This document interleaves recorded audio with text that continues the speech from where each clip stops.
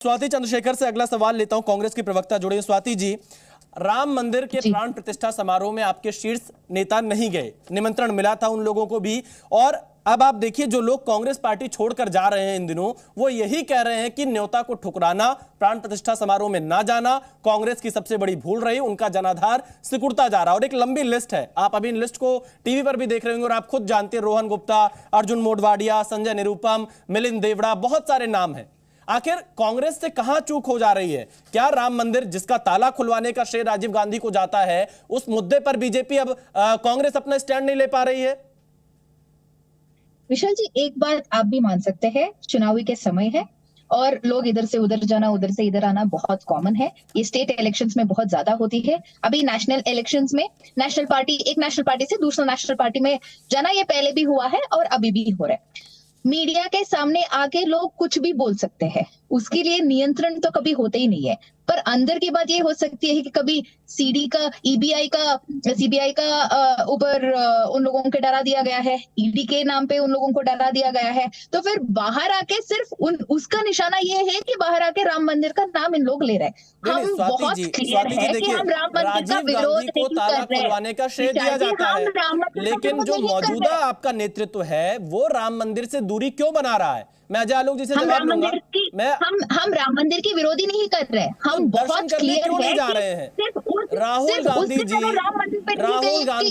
प्रियंका गांधी जी, सोनिया जी, स्वाति जी देखिए, विशाल जी ये बताइए, आप मुझे विशाल जी मैं आप ही को मौका दे रहा हूं, नहीं तो आप कहेंगे कि हम आपका समय व्यर्थ कर रहे हैं। मैं आप ही से सवाल पूछ रहा हूं, राहुल जी, प्रियंका जी, सोनिया जी राम मंदिर में दर्शन करने अब तक क्यों नहीं गई? क्या मजबूरी है? क्या वोट बैंक की कोई पॉलिटिक्स है? आखिर क्यों? राम मंदिर तो लोगों के सहयोग से बना है, इसमें सरकार का भी कोई योगदान नहीं है। अब विशाल जी, मैं आपसे दोबारा ये सवाल पूछना चाहती हूँ कि अगर राम मंदिर को राहुल जी, प्रियंका जी, सोनिया जी अगर ना जाने से आप इसको चुनावी मुद्दा क्यों बना रहे हैं? आप मुझे ये बताइए। मैं कह रहा हूं कि क्यों नहीं जा रहे हैं?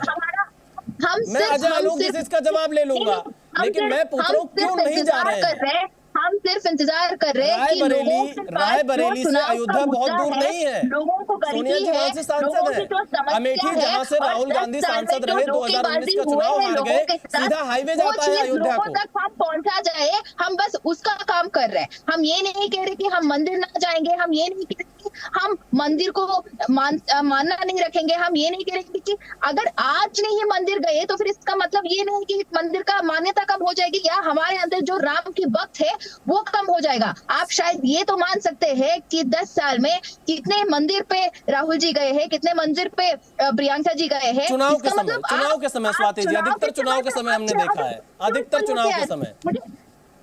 नहीं, आप चुनाव के समय पे क्यों लेके आ रहे हैं विशाल जी? अधिकतर चुनाव के समय मंदिर जाने से चुनाव तय होता है क्या? आप मुझे ये बताइए, मंदिर जाने से चुनाव तय होता है? देखिए, आप इसमें अगर जी न्यूज़ देख रहे होंगे तो मौसम पतझड़ का भी आपको दिखाई दे रहा होगा। कौन लोग राम मंदिर को मुद्दा बनाकर कांग्रेस पार्टी छोड़कर गए हैं? खैर, आप मेरे मूल सवाल का जवाब नहीं दे रही हैं कि राहुल जी, प्रियंका जी, सोनिया जी क्यों राम मंदिर नहीं जा रहे हैं। लेकिन आप देखिए, एक लंबी फहरिस्त है, आप जी न्यूज़ पर इस समय देख सकती हैं कि कैसे पतझड़ के मौसम में राम मंदिर के मुद्दे पर तमाम जो कांग्रेस के नेता रहे, कांग्रेस के स्टैंड से नाराज होकर वो भारतीय जनता पार्टी में शामिल हुए। आप ये तस्वीरें यहां पर देख सकते हैं। अजय आलोक जी, जवाब दीजिए, सिर्फ चुनाव के समय ही राम मंदिर का मुद्दा उठा रहे हैं, बार बार कांग्रेस यही आरोप भारतीय जनता पार्टी के ऊपर लगा रही है और ये कह रही है कि राम मंदिर का विरोध उन्होंने नहीं किया है। देखिए, ये भारत के 140 करोड़ जनसंख्या में किसी से भी जाके पूछेगा ना कि भारतीय जनता पार्टी क्या राम मंदिर को चुनाव का मुद्दा मानती है, तो एक जवाब देगा नहीं। हमारे विरोधी भी कहेंगे नहीं, क्योंकि चुनाव हो चाहे नहीं हो, राम हमेशा हमारे दिल में थे, दिल में हैं और दिल में रहेंगे। हमारे लिए राम चुनाव का मुद्दा है ही नहीं, राम मंदिर चुनाव का मुद्दा है ही नहीं।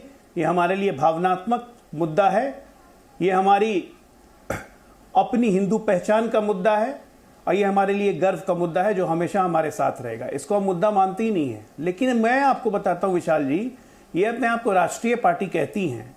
राष्ट्रीय पार्टी की सोच क्या होती है? राष्ट्रीय सोच होती है। राष्ट्रीय पार्टी का राष्ट्रीय अध्यक्ष को 370 और 371 में फर्क नहीं पता होता है और अपने आप को ये राष्ट्रीय पार्टी कहते हैं।